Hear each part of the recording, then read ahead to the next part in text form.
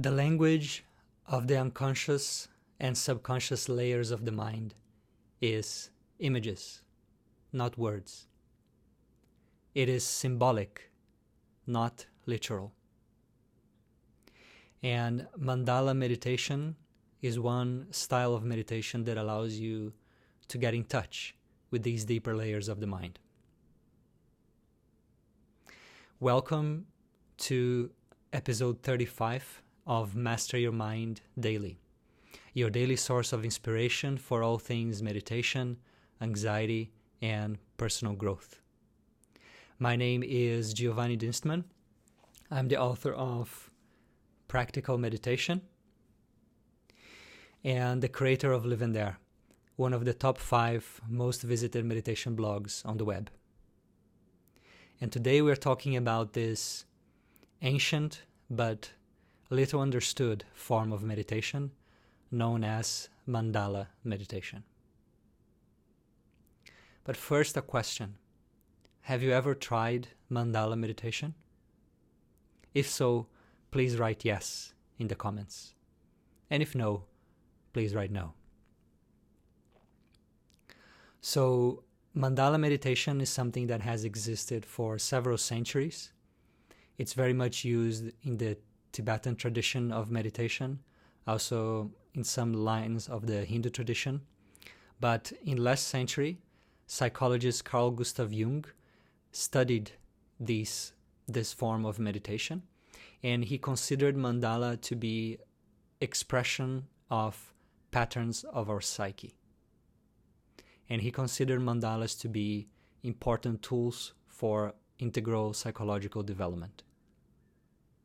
And this is something that has been used for a very long time, but only now, only in last century, psychology is recognizing the values of mandala as a form of therapy, as a form of processing your psychological material, memories, past, feelings, etc. So the first thing to be understood is that our mind has many layers. The topmost layer of the mind is the conscious mind. And that's what we are aware of. That's what we are using consciously, deliberately in our daily life. And below that, there's the subconscious layer of the mind. And even deeper, there is the unconscious layer of the mind. And these deeper layers, they are more primitive. They are not as literal and analytical as the conscious mind. And these deeper layers of our mind, they influence our daily life more than we know. They influence who we are. They determine who we are in a way. They influence how we feel on a day-to-day basis, the lenses through which we see the world, how we feel about ourselves, how we feel about the world. All of this is influenced by what is in there in the subconscious and unconscious layers of the mind. So wouldn't it be great if we can access a bit of that and bring that to the conscious level and integrate that into our conscious personality? So there are processes for that. One can say that therapy is one of these processes. Dream interpretation is one of these processes. And mandala meditation is one of these processes. So we can say that mandala meditation has 2 core benefits or functions. The first one is that it expands our awareness by allowing us to integrate into our daily life, into our conscious mind, things that are there in the subconscious and the unconscious. And second, it liberates our mind by releasing certain trapped emotions, memories, and experiences.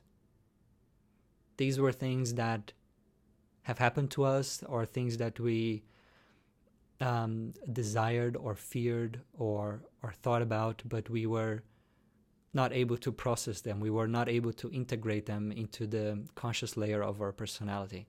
And so they kind of go undercover. They stay down there. They're still influencing our life, but we are not directly aware of it. And with Mandala meditation, using the mandala as a symbol, we can get in touch with those unprocessed emotions and memories and bring them up. So what exactly is a mandala? Let me show you a few examples. So this is one mandala from Tibetan Buddhism.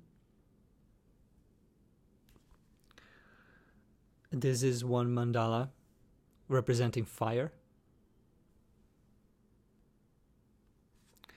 This is one mandala of animals and forces of nature. And this is one mandala with some spiritual symbology.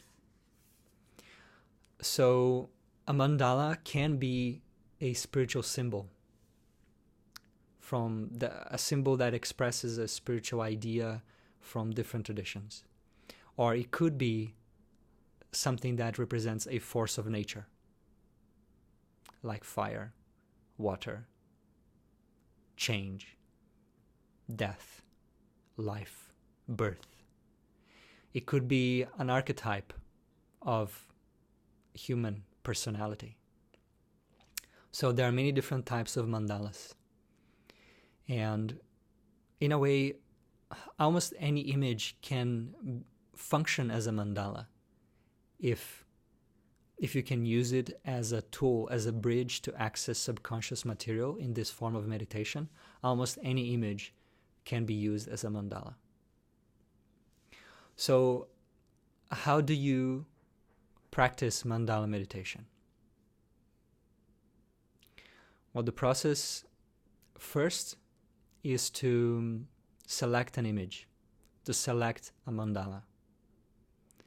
You can go on Google Images and type mandala and see what catches your eye. Or you can buy some mandala books and see what images speaks to you. But spend some time trying to select something that speaks to you, something that you connect with, because that means there's probably something there for you. Then it's important to have this image in front of you as you meditate, so you may want to print it. So you don't need to use it on a device, just print it and have it in front of you. And then, so that's the setup for the meditation. So when you're ready to start, you will sit in front of the mandala and close your eyes for a few moments.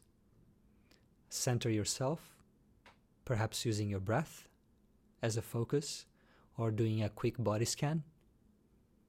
So you will spend 2 minutes centering yourself with your eyes closed.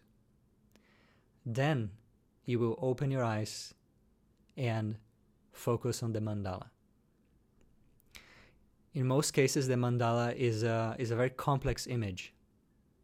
So in this phase of the meditation, you will kind of observe the mandala as a whole.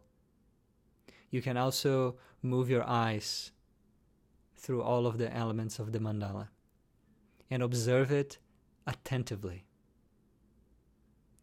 You are just seeing the mandala and all of its details. You're not thinking about it. You're not rationalizing it. You are not interpreting it. So it's a process that is not really intellectual. It is just pure seeing. You are observing it, and you're keeping a mind of curiosity, of openness, of amazement, so that you can really take in that symbol, that element, that image, without going through your conscious analytical mind, bypassing that altogether. So basically just observe and take it in. And then after a while, you will close your eyes and just be in a state of receptivity. Allow images to come, if they come. Allow any memories, feelings, or thoughts to come up, and just observe them as they are. This could be something coming up from your unconscious mind triggered by the mandala, or it could be anything else. Just keep observing and allow anything that comes up to be as it is. After some moments like this, you can open your eyes again and repeat the process of observing all the elements of the mandala and then going for another round of closed eye practice. Or you could open your eyes and focus on the center of the mandala and keep your eyes there still, just looking at the center of the mandala. And then this becomes a type of gazing meditation, also known as Trataka or Kasina. I will share the link in the description. And so you would gaze at the center of the mandala until your eyes are kind of tired. Then you close your eyes and again allow anything to come up. Memories, thoughts, perhaps it will be an after image of the mandala. Just observe as a witness anything that comes up. So that's the process. There are these two variations.